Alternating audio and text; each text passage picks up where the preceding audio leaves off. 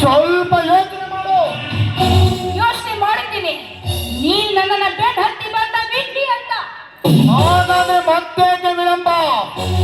ಬಿದಿ ಕುಣಿಸಿದಂತೆ ನೀನು ಕುಣಿಯಲೇಬೇಕು. ಮಧು ತುಂಬಿದ ನಿನ್ನ ದೇವೆಂಬ ಹೂವನ್ನು ನಾನು ದುಂಬಿಯಾಗಿ ಸವಿಯಲೇಬೇಕು.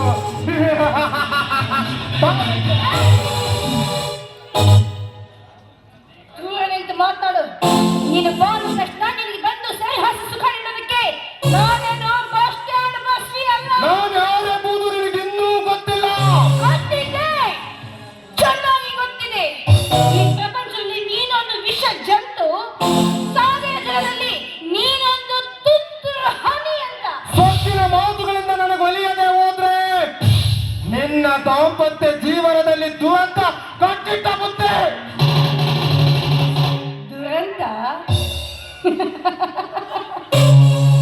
ಸುಧಾಮ, ಒಂದ್ ವೇಳೆ ನನ್ನ ಹಣೆ ಬರದಲ್ಲಿ ದುರಂತವಾಗಲೇಬೇಕು ಅಂತ ಬರೆದಿದ್ರೆ, ಒಂದ್ ವೇಳೆ ನಾನು ನಿನಗೆ ದೇಹ ಅರ್ಪಿಸಿದ್ರು ಆ ದುರಂತ ತಪ್ಪಿಸೋದಕ್ಕೆ ನಿಮ್ಮ ಅಪ್ಪನಿಂದಲೂ ಸಾಧ್ಯವಿಲ್ಲ. ನನಗೆ ಸವಾಲಿಸಿದ ಹೆಣ್ಣು ಬದುಕಿಲ್ಲ, ಬದುಕುವುದೂ ಇಲ್ಲ.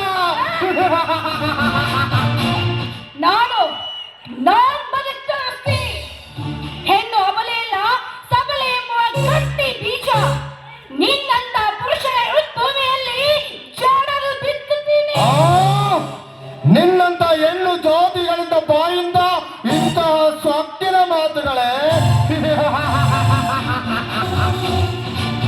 ನಾನು ಮನಸ್ಸು ಮಾಡಿದರೆ ಈ ನಿನ್ನ ದೇಹವನ್ನು ತುಂಡು ತುಂಡು ಮಾಡಿ ಬಿಸಾಕಬಲ್ಲೆ.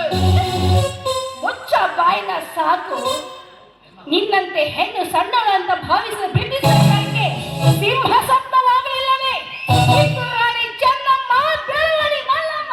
ಬ್ರಿಟಿಷ ಸರ್ಕಾರದ ಹುನ್ನಾರ ತಿಳಿಯದ ನಿನ್ನಂತ ಬುದ್ಧಿಗೇಡಿ ಹುಚ್ಚು ಹೆಣ್ಣುಗಳ ಕತೆ ಏನಾಯ್ತು ಎಂಬ ಸತ್ಯ ನಿನಗಿನ್ನೂ ಗೊತ್ತಿಲ್ಲ.